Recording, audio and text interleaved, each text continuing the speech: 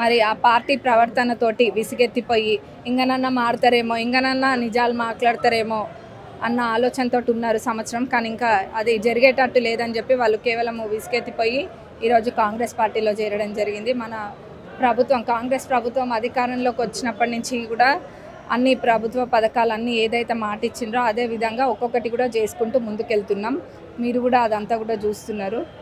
ప్రభుత్వం అధికారంలోకి వచ్చిన వెంటనే మహిళలందరికీ కూడా ఉచిత బస్ ప్రయాణం, అట్లనే 200 యూనిట్ల కరెంటు ఫ్రీ, 500కే గ్యాస్ సిలిండరు, ఆరోగ్యశ్రీ పరిమితిని కూడా 5 లక్షల నుంచి 10 లక్షలకు పెంచడం జరిగింది.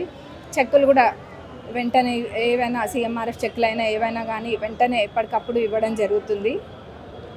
ఇంకా ఇంటిగ్రేటెడ్ స్కూల్స్ అని చెప్పి కూడా చాలా చోట్ల మనము మన గౌరవ ముఖ్యమంత్రి వర్యులు వాళ్ళు శంకుస్థాపన చేయడం జరిగింది. అంటే ఈ ప్రభుత్వము మీరు చూస్తున్నారు, డ్రగ్స్ విషయంలో అయినా దేంట్లో అయినా కానీ చాలా స్ట్రిక్ట్గా ఉండడం జరిగింది. ప్రభుత్వానికి ఒకటే సంకల్పం, ప్రతి పేదవాళ్ళకి ఏదో ఒక రకంగా ప్రభుత్వం తరపున వచ్చే పథకాలు పేదవాళ్ళకి అందాలని చెప్పి ప్రభుత్వం ఒక మంచి సంకల్పంతో ఉంది. అది రైతులకైనా లేకపోతే చదువుకునే విద్యార్థులకైనా ఇంకా ఉద్యోగులకైనా ఎవరికైనా కానీ ప్రభుత్వం అధికారంలోకి వచ్చినాక 55,000 పైన ఉద్యోగాలు కూడా ఇవ్వడం జరిగింది. మరి రుణమాఫీ కూడా 22,000 కోట్ల రుణమాఫీ జరిగింది. అంత పెద్ద ఎత్తున రుణమాఫీ జరిగినా కానీ దాన్ని ఎట్లా బద్నాం చేయాలన్న దానిపైన బీఆర్ఎస్ వాళ్ళు పిహెచ్డి చేసి ఉన్నారు. మరి వాళ్ళు ఏ స్కూల్కి పోయినరో దాన్ని బేస్ చేసుకొని వాళ్ళు 10 సంవత్సరాలలో మొత్తం కలిపి కూడా 10-15,000 కోట్లు ఏమి ఇచ్చిండ్రో మరి అది వాళ్ళకే తెలవాలి.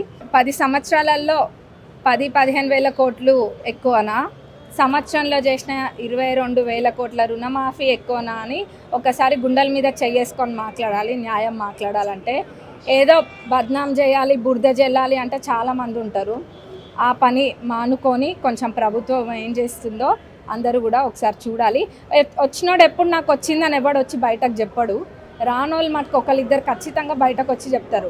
ఇప్పుడు మేము కూడా మొత్తం అయిపోయిన రుణమాఫీ అని చెప్పట్లే, 22,000 కోట్ల రుణమాఫీ అయిందని చాలా క్లియర్గా చెప్తున్నాము. మరి అదంతా కూడా ప్రజలు గమనించాలి, ఎవరేం చేస్తుండ్రు అన్నది.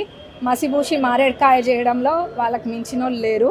కానీ కాంగ్రెస్ ప్రభుత్వం అంటేనే ఒక స్వేచ్ఛ భావం ఉన్న పార్టీ. గతంలో ఎవరైతే మా నియోజకవర్గంలో, వేరే అంటే నాకు తెలియదు కానీ మా నియోజకవర్గంలో చాలామందిని ఇబ్బంది పెట్టిండ్రు బీఆర్ఎస్ వాళ్ళు. వాళ్ళందరూ కూడా మరి మంచి గుణపాఠం చెప్పిండ్రు, అయినా కానీ మరి బుద్ధి వస్తలేదు వాళ్ళకి.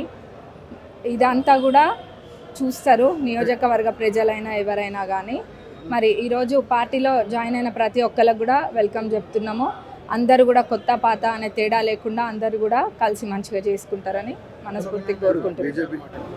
బీజేపీ బీఆర్ఎస్ ఇచ్చిన హామీలను నెరవేర్చకుండా కాలయాపన చేస్తున్నారు కాంగ్రెస్ పార్టీ ప్రభుత్వం అని చెప్తారు. వాళ్ళు ఉన్నదే అందుకు కదా, అట్లనే చెప్తారు. మరి ఇప్పుడు 10 ఇయర్స్లో ఏమేమి కాలేవన్నది లిస్ట్ తీస్తే చాలా ఉంటుంది. కానీ అనవసరం, ఆ ముచ్చటంతా అనవసరం కదా. ఇప్పుడు వాళ్ళది చూస్తే ఇంటికి ఒక ఉద్యోగం వచ్చిందా? లాస్ట్ 10 ఇయర్స్లో ఇంటికి ఒక ఉద్యోగం రాలేదు. దళితుడిని ముఖ్యమంత్రి చేస్తా అన్నారు, చేయలేదు. దళితులకి 3 ఎకరాల భూమి ఇస్తా అన్నారు, ఇవ్వలేదు. ఇంకా చెప్పుకుంటూ పోతే చాలా ఉన్నాయి, లిస్టు చిట్టా చాలా ఉంది.